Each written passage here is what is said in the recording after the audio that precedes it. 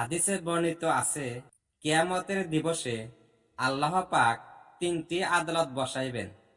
একটি কুফর ও ইসলামের আদালত। এই আদালতে ক্ষমার কোনো প্রশ্নই নাই। দ্বিতীয়টি হকুল এবাদতের অর্থাৎ বান্দার হকের আদালত। এই আদালতে হকদারের হক অবশ্যই আদায় করিয়া দেওয়া হইবে, হয় জিম্বাদার ব্যক্তির পক্ষ হইতে, আর না হয় ক্ষমা করার ইচ্ছা থাকিলে আল্লাহ তাআলা নিজের পক্ষ হইতে আদায় করিয়া দিবেন। তৃতীয়টি আল্লাহর হক সম্পর্কিত আদালত। এই আদালতে আল্লাহ পাক স্বীয় বকশিসের দ্বার খুলিয়া দিবেন। এইসব রিওয়ায়েত হইতে প্রতিপন্ন হয় যে আপন কৃতকর্মের শাস্তি অবধারিত, তবে মেহেরবান পরওয়ারদিগারের অফুরন্ত রহমতের দরজাও খোলা রহিয়াছে।